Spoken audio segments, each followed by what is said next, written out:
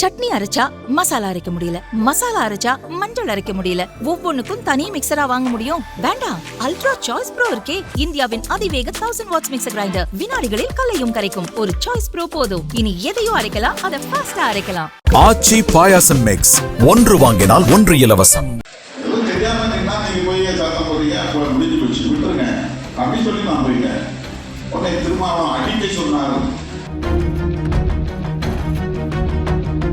Chennai high court அருகே விசிக தலைவர் திருமாவளவன் சென்ற கார் முன்னால் சென்று கொண்டிருந்த வக்கீல் ராஜீவ்காந்தியின் ஸ்கூட்டர் மீது மோதியிருக்கிறது.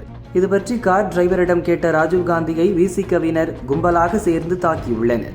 பார் கவுன்சிலுக்குள் ஓடியவரை விடாமல் துரத்தி சென்று அடித்துள்ளனர்.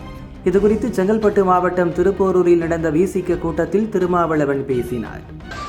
இதே மாதிரி எடப்பாடி பழனிசாமி அவர்கள் போகும்போது ஒருத்தர் டூ வீலர் போய் நின்னா அந்த கேள்வி எடுப்பாங்களா? எடப்பாடி பழனிசாமி இறங்குனது ஒரு நிமிஷம் இல்லை. ஏன் என்ன நடந்ததுன்னே தெரியல. பாட்டு வந்தான் நின்னா அப்படி முறைச்சான்.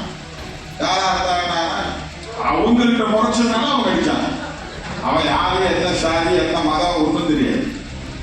எப்ப ஓரமாக இருந்து போலீஸ் போய் கேட்கறாங்க, அவ்வளவுதான். எஸ்கார்ட் போலீஸை முறைக்கிறான். மற்றவங்க போய் தள்ளி கொஞ்சம் தள்ளி நில்லுங்க, வண்டியில் தள்ளி கொடுக்குறாரு. யாரா இருந்தாங்கன்னா முறைக்கிறான். முறைச்சதுதான் அடியை தவிர அவன் என்ன சாதிங்கிறது தெரியல.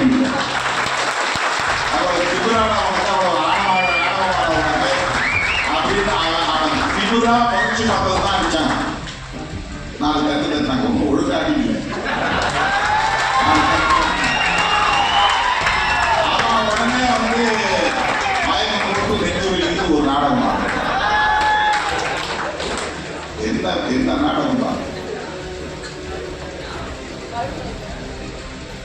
நான் சொல்றேன் போலீஸ் சார், அது ஒன்றும் இல்லை, யாரும் தம்பி தெரியாம விட்டுருங்க, ஒரு கேஸ்லாம் போட வேண்டாம். நம்ம தம்பியோ ஒரு மறியல் உடனே ஃபோன் பண்ணி ஏமா தேவையில்லாம இதை மூடி பண்ணிருக்கீங்க, விடுங்க. எதுவும் தெரியாம இருந்தீங்கன்னா நீங்க போய் சத்தம் போறீங்க, முடிஞ்சு போச்சு, விட்டுருங்க அப்படின்னு சொல்லி நான் போயிட்டேன். உடனே திரும்ப அவன் அடிக்க சொன்னாரு. அடக்கம் அதுன்னு தான் சொல்லியிருக்கேனே தவிர நான் வந்து